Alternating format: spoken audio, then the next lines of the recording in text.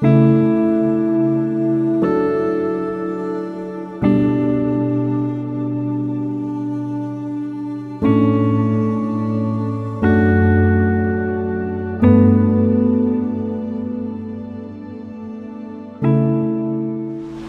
the past few days, we have been running around and exploring the area of Normandy, France. And man, the history of this place is so rich. And you know, even though most people associate Normandy and the history here with World War II, well, life went on after the war. But in a lot of ways, this whole area still feels like 1944. So whenever you're walking these streets, you can visualize you know, some of the engagements that took place, like here in Saint Marie du Mont. Now in this area, this is right in the heart of where the 101st Airborne landed. So today we're going to be doing some exploring around the town and seeing what it was like for the men who fought here on June 6, 1944.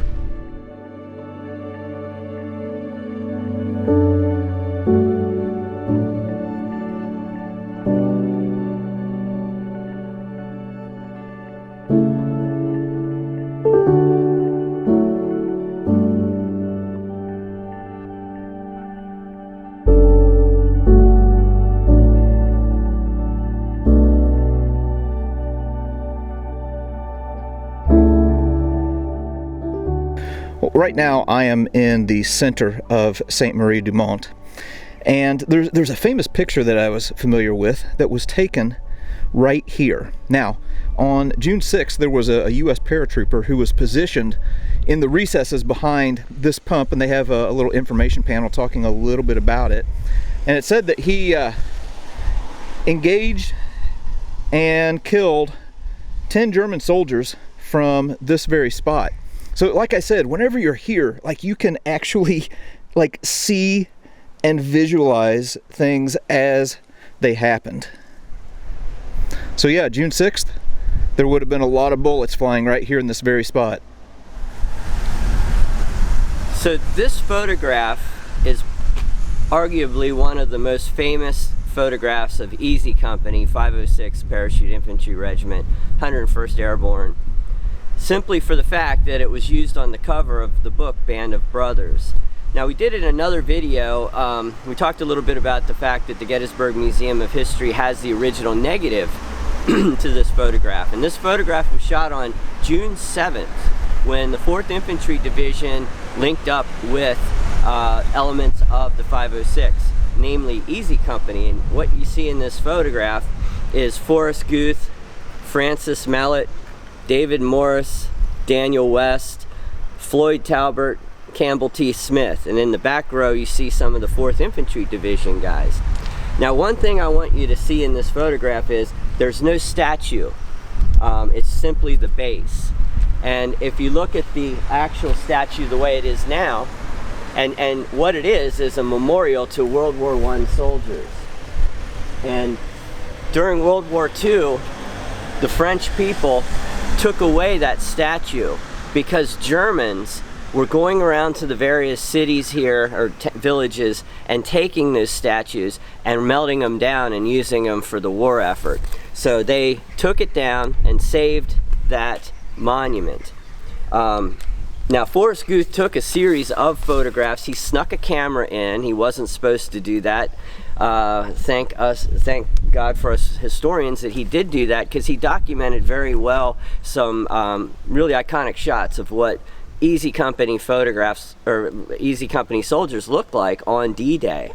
Now there was another photograph taken by Forrest Guth, and I have a copy of that, and that's taken from the back, and it's the opposite view, and you can see the church that is in there. And the church is right here, and it is, you can see it there, and again you can see there's no statue on top of that monument. The Gettysburg Museum of History also has the original negative of this photograph as well. We have about half of the Forrest Guth negatives. The D-Day experience, Dead Man's Corner here in Normandy, has the other half. Forrest Goose divided them, and they're split between us. We both have prints of everything, but half the negatives are in Normandy, half the negatives are at the Gettysburg Museum of History. So whenever the Germans occupied this area, they occupied a lot of the homes and businesses here in Sainte-Marie-du-Mont, including this place right here. Well, Eric seems to know everybody around here and has some pretty good hookups. He actually knows the gentleman who owns this home, so he's going to let us go inside and take a look at how the Germans left their mark in this particular building. All right, so we just walked into this home. Now, during the occupation, this would have served as like a German aid station. And take a look at this. They decided to include a little bit of artwork here on the wall that still remains today. That is really neat. Do you know what that says up there at the top? It's a moment of day of time. Day of time? Day of time. Day of time, okay. Day off. Day off. Oh, day off time. Okay, interesting. Relax. Okay. All right, and then here in this corner, you can see some other remnants of some of this German artwork that was done in this place. That is so fascinating.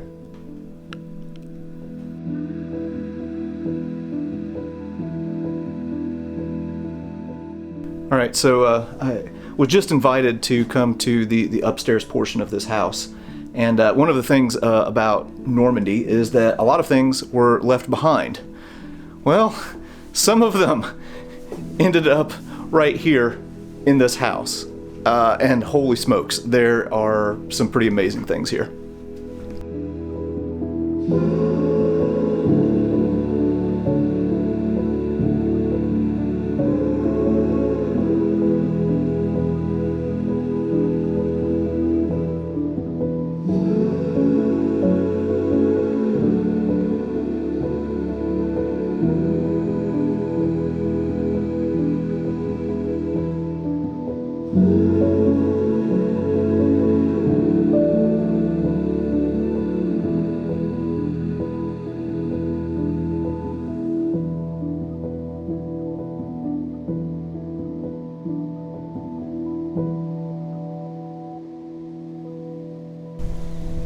Well, here is the church right here in the middle of Sainte-Marie-du-Mont, and wow,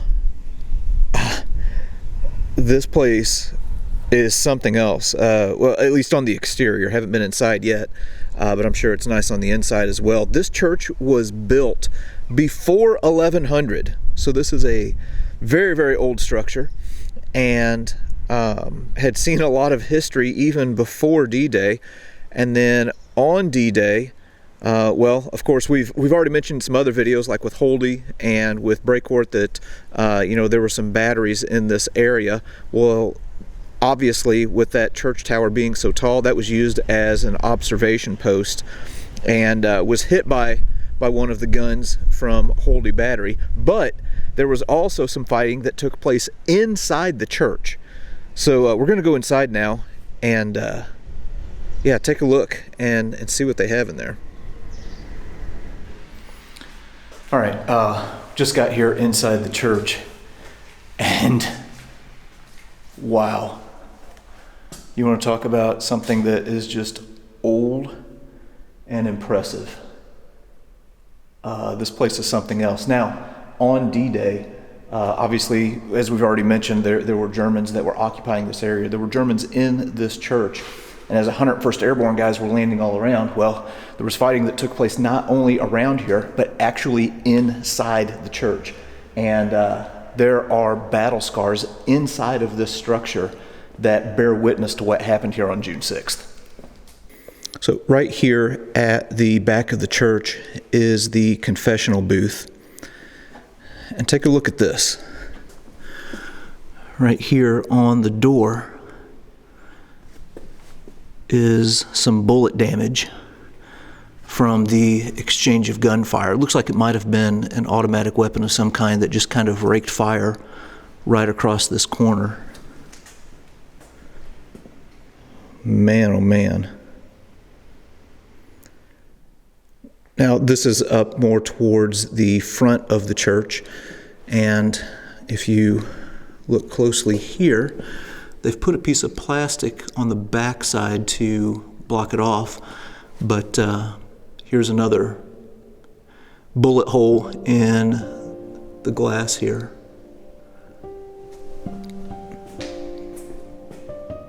Wow.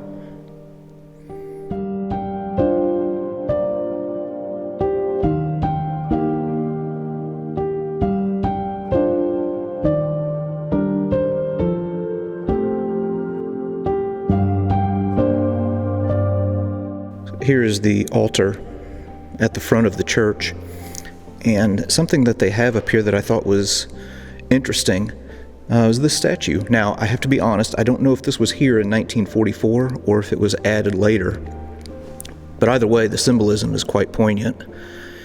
You have this soldier, somebody who is a man of war, and yet he comes into this church and he takes off his helmet and his gloves, and he is taking a moment to pray. But on June 6th, this place that had been a house of prayer became a place of violence. But it wouldn't stay that way.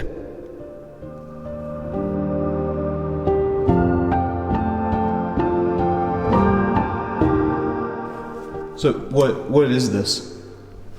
This the people is dead during the World War II to the village of Sainte-Marie-du-Mont.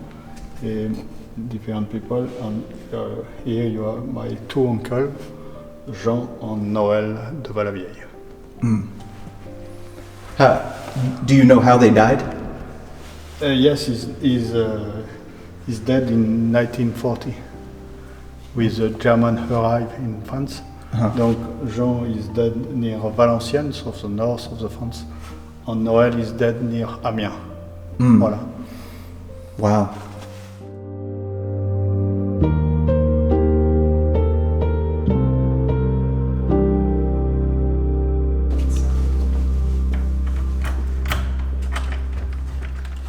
The good key.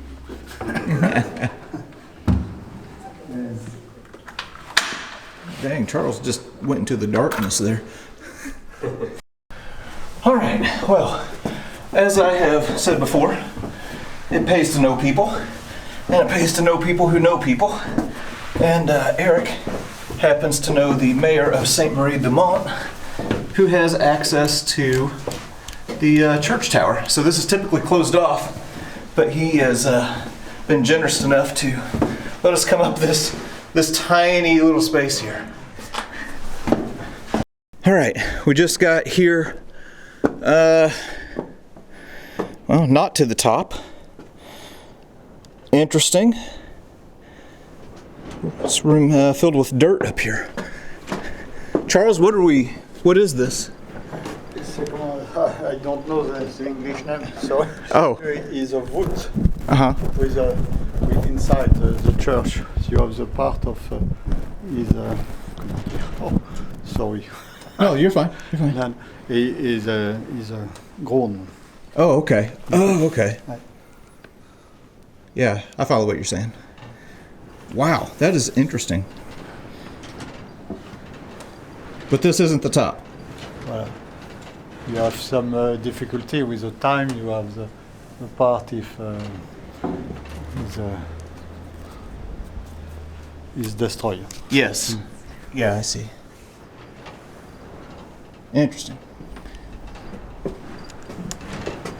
Okay, making our way up another round of these tiny steps.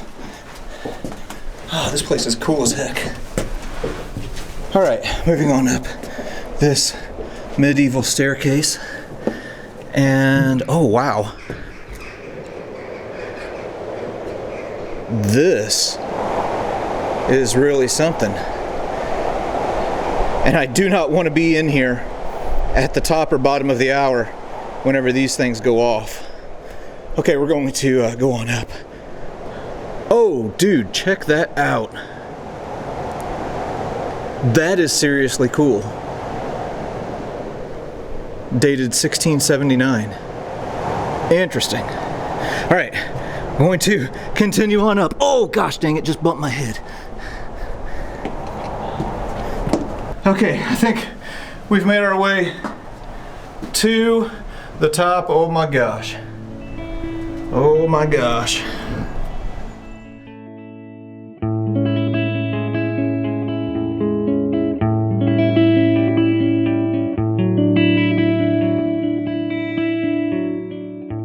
All right, I guess we're going to step out here, and oh my gosh. Oh dude, we are way the heck up here. I'm going to put a lot of faith in this old architecture. So yeah, right out there in the distance on the horizon, well, there is Utah Beach.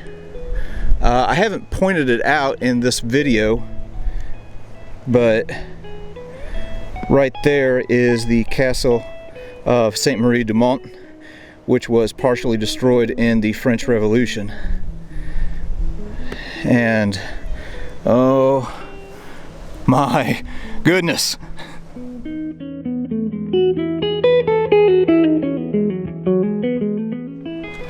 Hey, now whenever you're up here, you can definitely understand why the Germans wanted to use this as an artillery observation post, and why the Americans might have targeted it on D-Day. Now, if you look back here in the distance, back here is where Holdy Battery would have been, and on D-Day, after the assault on Holdy Battery, there was one of the guns, one of the German guns, that didn't get destroyed. The Americans turned it because they thought there were Germans up here, and fired on the church. Now, it's a little bit hazy as to whether the Germans were up here or whether there were Americans up here at the time. One of the shots missed the church tower here, and the other one hit right here.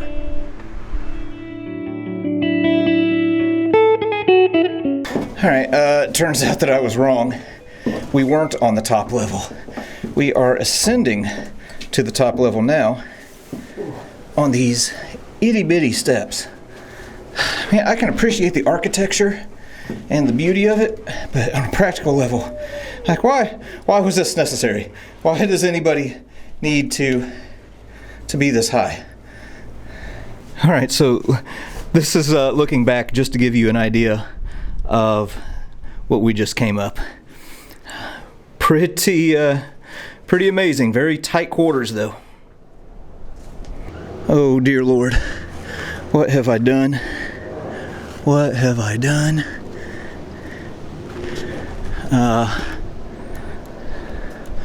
This is just a little bit horrifying. The view is nice, but oh my. All right, so Charles just brought us into the dome of the church tower. And I don't think many people get up here, but there are some pretty interesting and fascinating marks that the German spotters who occupied this dome left. Look at this.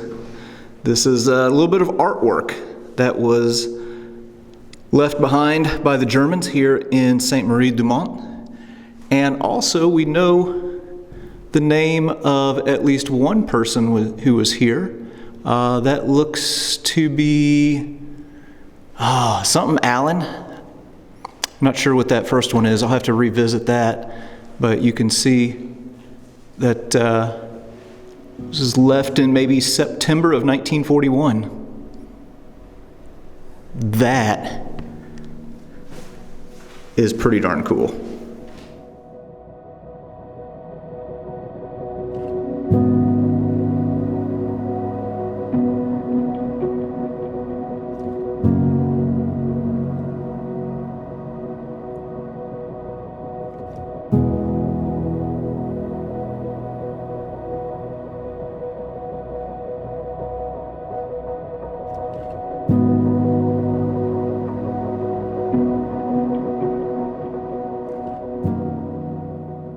I mentioned up in the church tower the damage that was sustained by a shell that was fired from Holdy Battery. Well, here is Holdy Battery, and up here, if you look right there, and that hole, well, that's the hole that was left by the shell. And here's what is really fascinating, is that this picture, this is a copy of a picture, and it's addressed to the mayor of Sainte Marie de Mont from Maxwell Taylor with regrets for the war damage to his church. That is fascinating. We're getting ready to leave the church, but before we go, I really wanted to show this picture that they have near the back of the church. This is showing the first Mass that was celebrated the first Sunday after the Allied landings on June 6th here at Sainte Marie de Mont. Huh.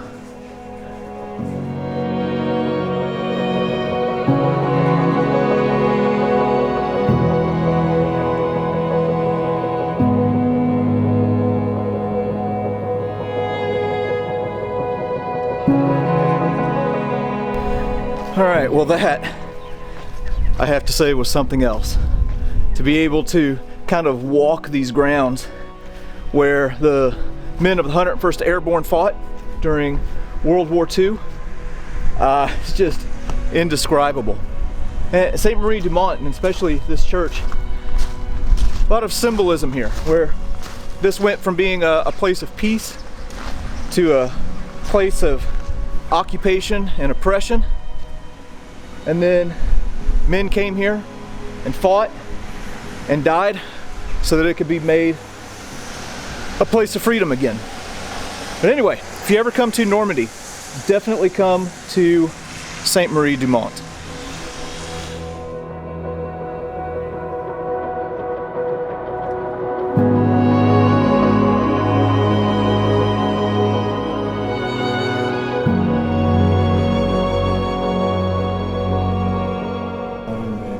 We also have a plague of flies up here in the church dome. I don't know what's going on with that, but man, there's a bunch of them.